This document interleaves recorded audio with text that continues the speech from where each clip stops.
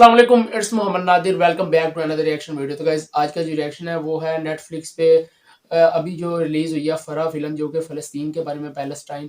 तो इसमें जो मूवी है ना, इसमें जुल्म दिखाया गया जो उन पे होता है फ़लस्तीनियों पे। तो बहुत से सालों से कोशिश की जा रही थी कि वीडियो पब्लिश ना हो ये मूवी, तो आखिरकार ये हो चुकी है। तो चलते हैं इस वीडियो की तरफ। हसी टीवी की तरफ से ये वीडियो है और देखते हैं इसमें वो क्या बताते हैं इसके बारे में। तो लेट्स गेट स्टार्ट। अस्सलामुअलैकुम दोस्तों, मेरा नाम है असीम शफकत और आप देख रहे हैं हंसी टीवी।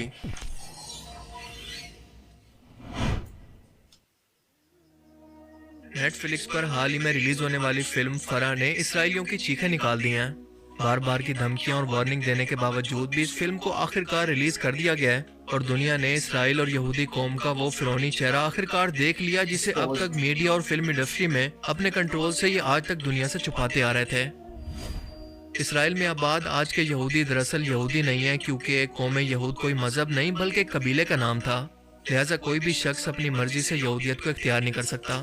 मगर आज से कई सौ साल पहले सफेद कौम तुर्किश और रशियन नस्ल के लोगों ने, जो कि आज़रबाईजान और आर्मीनिया के इलाकों में आबाद थे, यहूदियत को एक मजहब के तौर पर इख्तियार किया और आज खुद का ताल्लुक बनी इसराइल या इसी कौम के दूसरे नाम यानी यहूदी कौम के नाम से जाने जाते हैं। जबकि असल यहूदी सफेद कौम नहीं बल्कि गंदमी रंगत के थे। ये कौम हमेशा से ही साजिशी दिमाग और विक्टिम कार्ड खेलने की आदी है और आप जानते हैं कि जर्मनी में भी खुद पर जुल्म होता दिखाकर इन्होंने बालफोर डिक्लेरेशन के जरिए नाजायज इस्राएली रियासत का वजूद तो हासिल कर लिया, इनके घरों और जायदादों पर कब्जा करके और इनको दहशतगर्द और खुद को अमन पसंद और मजलूम दिखाकर। लेकिन आज तक दुनिया को ये नहीं बताया कि इस कब्जे के दौरान कितने बेगुनाह फलस्तीनियों को शहीद किया गया, इनके घर जलाए गए। हाल ही में फीफा वर्ल्ड कप कतर के अंदर जब भी कोई इसराइली सहाफी किसी अरब शख्स से इंटरव्यू लेना चाहता तो सब ने मिलकर इनकी खूब बेइज्जती की, लेकिन कोई एक भी अरबी शख्स इन इसराइली सहाफियों को इंटरव्यू देने के लिए तैयार नहीं हुआ। बल्कि ये सब दुनिया के सामने कहने लगे कि इसराइल जैसी कोई रियासत तो दुनिया के सामने मौजूद ही नहीं है, बल्कि ये मुल्क तो फलस्तीन है जिस पर तुम लोगों ने जबरदस्ती कब्जा कर रखा है।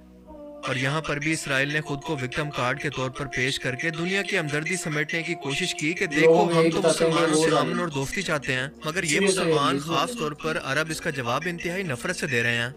बिल्कुल वही मुनाफकत जो कि इसराइल फलस्तीन के लोगों, बच्चों और औरतों पर जुल्म करके खुद विक्टिम बनकर दुनिया से हमदर्दियां समेट रहा है, मगर इस एक फिल्म ने ये सारी की सारी मुनाफकत और प्रोपेगेंडा खोलकर दुनिया के सामने रख दिया, जिसका नाम है फरा। इस फिल्म को उर्दन की एक अरब फिल्म डायरेक्टर ने तैयार किया है, जिसकी कहानी के अंदर यह दिखाया गया है कि जब 1948 के अंदर इसराइल के क़याम का ऐलान किया गया तो उन फलस्तीनियों को जिन्होंने ये रहम खाकर इसराइलियों को पनाह दी कि ये बेचारे अपने औरतों बच्चों के साथ समंदर में और कहां दुनिया में दर बदर भटकते फिरेंगे, इन लोगों पर रहम खाकर इंसानियत के नाते इनको पनाह दी थी। लेकिन जिस चीज की फितरत ही ये हो कि उसने हर सूरत डंग मारना है, वो सांप है, वो अपने ऊपर एहसान करने वाले की भी जड़ें काटता हो, इसके खिलाफ साजिश करता हो, आखिर वो कब तक इससे खुद को बाज रख सकता है। और बिल्कुल यही किया फलस्तीनियों के साथ यहूदियों ने।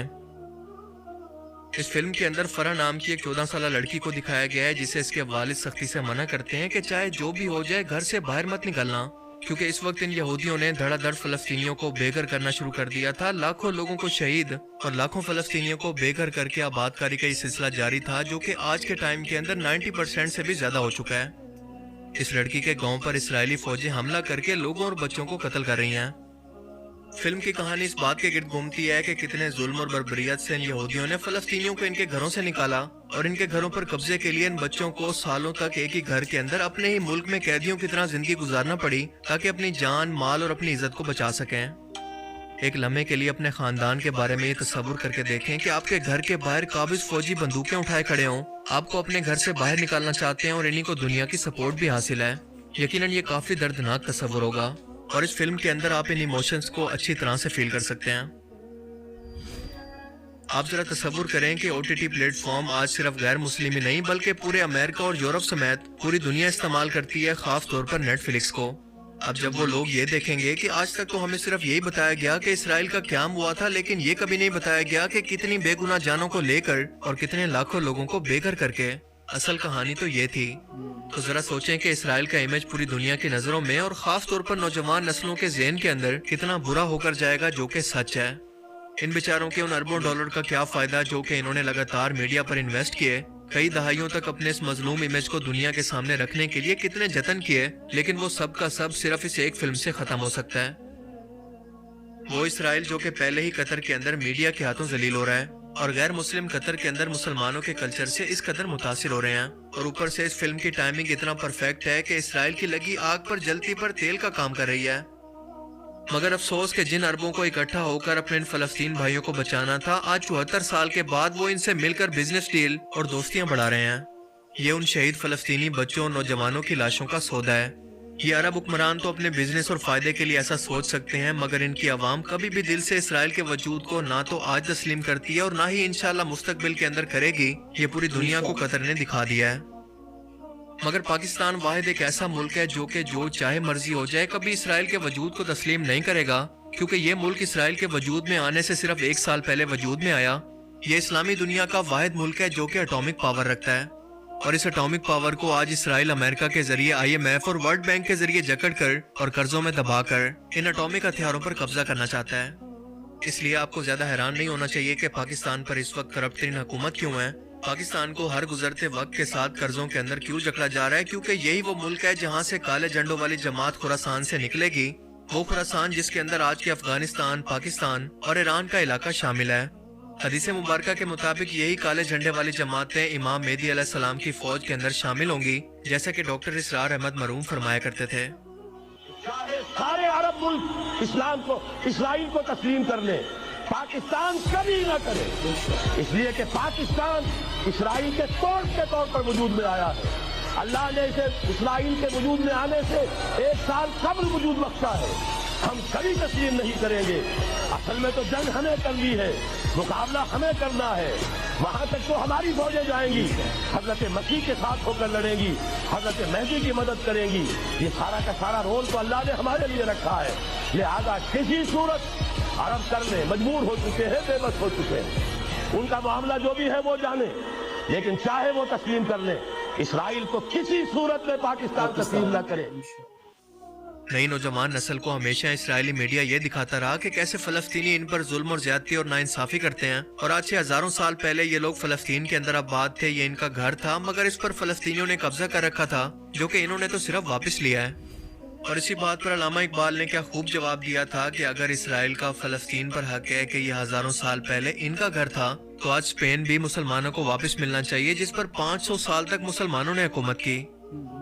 اپنی اور دنیا بھر کی نوجوان نسل کا برین واش کرنے کے لیے انہوں نے آج تک میڈیا اور فلم انڈسٹری کو ہتھیار کے طور پر استعمال کیا، مگر نیٹ فلکس کی صرف ایک فلم نے ان کے سارے پروپیگنڈا کو کھول کر دنیا کے سامنے رکھ دیا، جو کہ آج کل یونیورسٹیز اور کتابوں کی بجائے ڈراموں، فلمز اور میڈیا سے تاریخ کو سیکھتی ہے۔ اسرائیل نے اس فلم پر نیٹ فلکس کو کئی بار سنگین نتائج کی دھمکیاں بھی دی، مگر اس کے باوجود نیٹ فلکس نے اس کو ریلیز کر دیا۔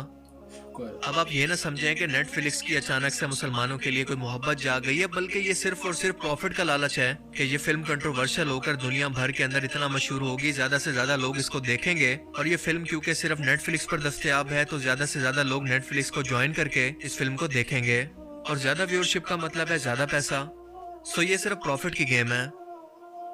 اسرائیل نے اس سے پہلے فرج اللہ سلحشور نام کے ایک ایرانین فلم ڈائریکٹر کو صرف اس لیے مروا دیا تھا کیونکہ وہ یوسف پیغمبر سیریز کے بعد ایک نئی فلم ڈاکومنٹری بنا کر جس کے اندر بنی اسرائیل کی مکمل تاریخ اور اصل حقائق دنیا کے سامنے لائے جاتے ہیں، اس پر ابھی کام کر رہے تھے۔